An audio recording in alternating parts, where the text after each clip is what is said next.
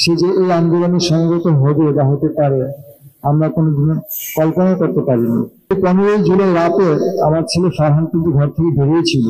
নিরস্ত্র ছাত্রদের উপরে ওরা গুলি করছে। তারা গুলি করার সাহস পায় কোথায়? একটা স্বাধীন দেশে নিরস্ত্র ছাত্রদের উপরে একটা জালিম সরকারের কাছ থেকে দেশ যে আজকে মুক্তি পেল, এটার জন্য আমি তোমাদেরকে আন্তরিকভাবে ধন্যবাদ জানাচ্ছি। আর আমার যদিও আমার অনেক কষ্ট হয়, তারপরে আমি আজকে গর্বিত যে আজকে স্বৈরাচার মুক্ত হয়েছে দেশটা। আমার একমাত্র ছেলে মোহাম্মদ ফারহান ইসলাম ভূঁইয়া, ফারহান ফায়াজ, সে বিগত কোটা বিরোধী ছাত্র আন্দোলনে শরীক হয়েছিল। বাট আমাদের যেটা সত্যি কথা, আমার ছেলে ঢাকা রেসিডেন্সিয়াল মডেল কলেজে একাদশ বিজ্ঞান বিভাগের ছাত্র ছিল। তার ইয়ার ফাইনাল, দ্যাট মিনস 11 থেকে 12 ফাইনাল এক্সাম চলতেছিল। তার 4টা পরীক্ষা দেওয়া হয়েছিল। সে যে এই আন্দোলনে সংগত হবে বা হতে পারে আমরা কোনোদিন কল্পনা করতে পারিনি। 15 জুলাই রাতে যখন প্রতিটা হলে, ঢাকা বিশ্ববিদ্যালয়ের প্রতিটা হলে বহিরাগতরা এসে ছাত্র এবং ছাত্রদের উপরে যেভাবে বর্বরচিত হত্যা চালিয়েছিল, সেই হত্যাযজ্ঞের পরিপ্রেক্ষিতে কিন্তু ছাত্র জনতার আন্দোলনটা আরো বেশি তীব্র হয়েছিল। এবং ওই 15 জুলাই রাতে আমার ছেলে ফারহান কিন্তু ঘর থেকে বেরিয়েছিল। তাদেরকে তার যে বড় ভাই, সিনিয়র ভাই, তাদেরকে প্রটেক্ট করার জন্য বা তাদের পাশে এসে সহানুভূতি জানার জন্য সে কিন্তু ঘর থেকে বেরিয়েছিল। আমরা পরে জানতে পেরেছি তার আম্মুর কাছ থেকে সে নিজে প্রাইভেট করে চাবি নিয়ে নিজে অলরেডি ক্যাম্পাসে চলে এসেছে। এই মেসেজটা আমি পরে জানতে পেরেছি। কারণ আমি কিন্তু কেউ বলেনি, ওর ফ্রেন্ডরা বলেছে যে সে ওই রাত্রে বেরিয়েছিল। তো নিয়ে আমার সে 15 তারিখ বেরিয়েছে, 16 তারিখ আন্দোলনে এসেছে, 17 তারিখ আসলে বন্ধ ছিল, ওই দিন সে বাসায় ছিল।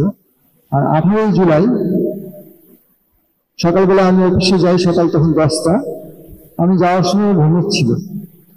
তো আমি ইচ্ছা করে ডাকি নাই যে দেশের পরিস্থিতি ভালো না, একটু রেস্ট নিই, আমি ডাকি নাই। বাট আমি বের হওয়ার কিছুদিন পরেই একটা ফোন পেলো। রামু বললো যে একটা ফোন আসলো। ওই ফোনটা পেয়ে, মেবি ওর কোনো বন্ধু ফোন দিয়েছে, ওই ফোনটা পেয়ে সে বেরিয়ে গেল। তো বের হয়ে সে তার বন্ধুদের নিয়ে ধানমন্ডি 27 নম্বরে তারা শান্তিপ্রিয় আন্দোলন করতেছিল। তাদের হাতে কোনো লাঠি, সোটা, কোনো অস্ত্র, কোনো কিছুই ছিল না। তা আমাদের কথা হলো, আমরা কেমন দেশে আছি?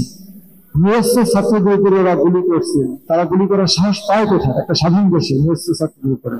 আওয়ামী সরকারের সন্ত্রাসী বাহিনী, পুলিশ বাহিনী যারা তাকে নির্মমভাবে হত্যা করে গুলি করে মারল। আমি সেদিন তার সহপাঠীরা ওর বডি নিয়ে লালমাটিয়া সিটি হসপিটালে যায়। আমি সেখানে মেসেজটা দিয়ে ছুটে যাই। ওখানে যে দেখি বাচ্চাদের যে কি কান্না রোল, অনেক অভিভাবকরা মানে কেঁদে কেটে পুরা হাসপাতাল একদম কান্না, মানে কি একটা বিভীষিত অবস্থা। মানে ওখানে যারা উপস্থিত না ছিল সব বোঝানো যাবে না। তো আসলে ওই মুহূর্তে আমরা কিংকর্তব্য হয়ে পড়েছিলাম। আমি কোনো রকমে ওকে নিয়ে, ওর বডি বলতে খুব কষ্ট হচ্ছে যে ওই বডি নিয়ে আমরা নারায়ণগঞ্জে আমার নিজের বাড়িতে নিয়ে যেতে পারি। আমরা যাওয়ার পথে ছাত্রলীগের সন্ত্রাসীরা আমাদেরকে অনেক বাধা দিয়েছিল। আমরা তো ওকে নিয়ে যেতে পারবো বা ওকে গুম করে ফেলবো, এই ধরনের প্ল্যান ছিল ওদের। কারণ আপনার 5ই আগস্টের পরে গণভবনে দেখেছেন যে অনেক মানে জনকবর, কত কত বাবা মা তাদের সন্তানদেরকে পায়নি, পরে বডি খুঁজে পায়নি।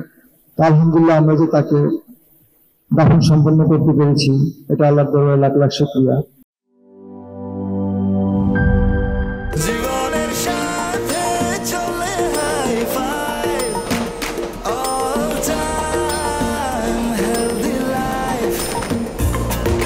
জার্নিতে স্বাস্থ্যকর all time family cake, all time healthy life.